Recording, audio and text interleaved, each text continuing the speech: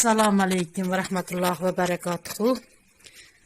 Aziz bekajonlar, kanalim muxlislari hamda obunachilari, kanalimga xush kelibsizlar.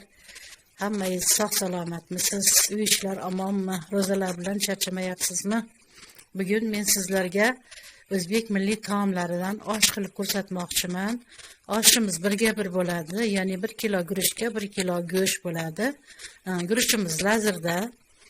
Mana shuning uchun masalliqlar to'g'rab oldim. Qizil sabzi bilan sariq aralash to'g'radim. Go'shtimizni to'g'radim yong'oqda qilib. Keyin mana dumba yog'i plus piyoz. Gazga no'xat qo'yib qo'yganman. 4 soatlar bo'ldi, pishib qoldi. No'xat alohida mavzu, uni sir asrorlari o'ziga yetarli, shuning uchun uni ko'rsatmadim. Alohida ko'rsataman bir kun, Xudo xohlasa. Bugun osh qilamiz. Qani ketdik. Azizlarim, shu orada bir gapni aytib o'tib ketay sizlarga. Ko'pchilikning duosi ijobat bo'ladi deydi. Men 15-yilda infarkt o'tkazganman. Shu infarktdan juda qiynalib yurdim. O'tgan 2024-yil oktyabr oyida stent qo'ydirdim 3 ta. Yana 3 ta qo'ydirishim kerak ekan, 6 ta Toshkentda qo'ydirdim. Yana 3 ta stentga shu kunlarda bormoqchiman. Agar malol kelmasa, meni duo qilib qo'yinglar. Eson omon operatsiyadan chiqib kelib ovqatlarni qilib yuraver deb qo'yinglar. Men o'zi asli Turkiya fakultetini texnikumini bitirganman, lekin bir kun ham ishlamaganman. Tikuvchilik bilan shug'ullanganman shu paytgacha. Chevarman. Shu kasalligim oqibatida oktyabr oyidan buyon tikkanim yo'q. Shuning uchun shu bir ish bilan shug'ullanay deb mana shu pishiriqlarni qilib sizlarga ko'rsatyapman. Albatta duo qilinglar. Nasib bo'lsa, yaxshi bo'lib ketsam, hali tikishlarimni ham qilib albatta sizlarga ham ko'rsataman. Boshladik. Qo'y yog'imizni dumbani tashlab oldik tovonga. Ozgina ezib olamiz, muzlatmay qo'yamiz. Azizlarim, men sizlarga avval ham ko'rsatgan edim. Darvozadan kirishda o'ng qo'lda letniy o'choq qilyapmiz. O'chog'imizni hali ham ustamiz o'zimizni ishlayapti. Ustamiz tursun chiqardi bugun. Tepasini yopib. Yog'imiz erib jizza bo'lib turibdi.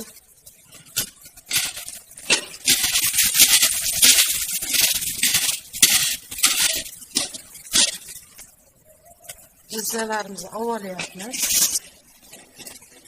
Endi ustiga paxta yog'i qo'yamiz, ya'ni omoqda qilamiz. Bizda qo'y yog'i yemaydiganlar bor. Ozgina solamiz dedik, zo'rg'a ko'ndirdik ularni. To'xta. 3 cho'mich paxta yog' quyib oldik shu cho'michda.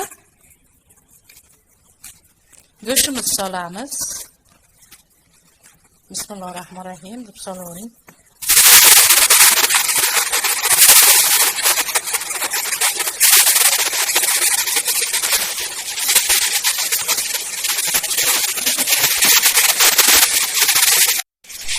Mana go'shtimizni salgina qizartirib oldik. Endi piyoz solamiz.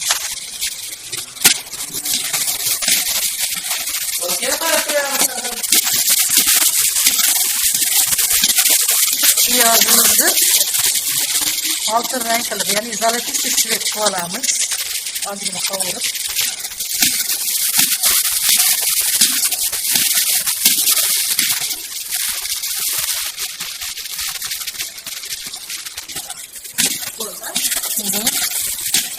Endi salsin solamiz.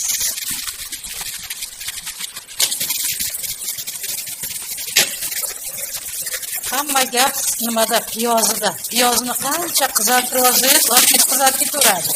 Bizni oilamizda anaqangi qizil osh yeyishmaydi. Oltin rang yeyishadi. Shuning uchun piyozni juda qizartirib olmadik. Mana shu kosamizda 2 kosa guruch olamiz. Guruchimizni endi issiq suvga o'tib qo'yamiz.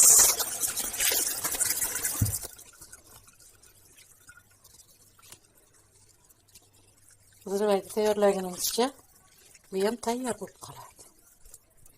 Mana o'tiradi. Guruchimizni issiq suvga o'tib qo'ydim. Zirvayni tayyorlaganimizcha bu ham tayyor bo'lib turadi. Zirvagimiz qovurilyapti mana. Mana endi suvini quyamiz. Zirvagimiz tayyor bo'ldi. Qo'yamiz. No'xatimizni ham qovuramiz. Bichavlab qo'y. Aralashtirib qo'yamiz. Zirvagimiz mana qaynab turibdi. Hovlida osh qilyapmiz. Uncha shovqinlar bo'lyapti, xafa bo'lmaysizlar. Bolajonlarga ham bugun bog'cha ham, maktab ham dam. Guruchimizni 3-4 marta yaxshilab yuvoramiz. Oqar suvga mana. Endi guruchimizni sovolamiz.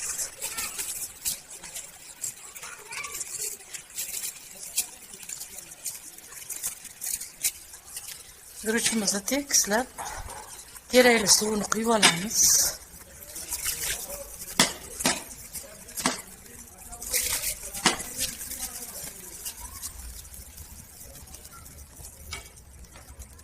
Ana shunday bo'lish kerak ekan. Kabur shunday turganda suv ana shunday ko'mish kerak ekan. Endi olovini baland qilib yoqib olamiz. Bir qaynaguncha. Tuzini ko'rib oldik, kamini solyapmiz. Solib qo'ydik. Osh deganda, osh qaynaganda hamma joyi bir xil qaynasa, ba'zi bir joylarda guruch yetilmay qolib ketmaydi-da. O'shanga e'tibor berish kerak. Oshimiz suvlarini tortdi. Mana endi buni damlab qo'yamiz.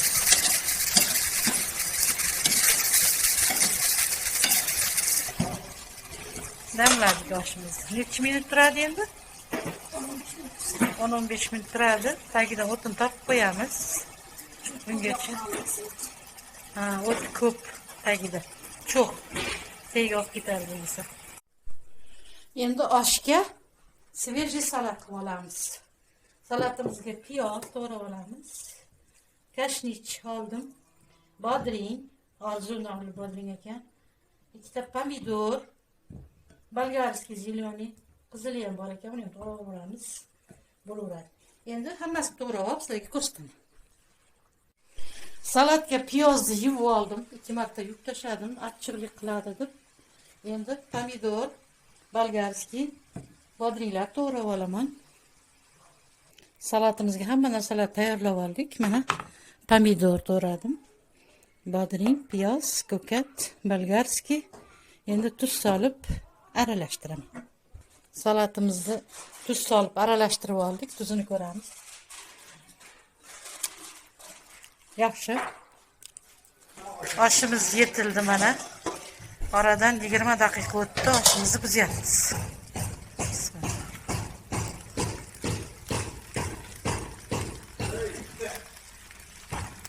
Bittanda ko'rsataveraman.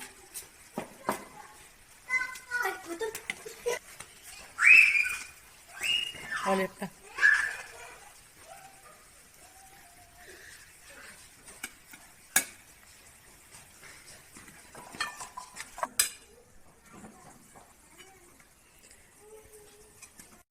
Oshimiz mana tayyor bo'ldi azizlarim.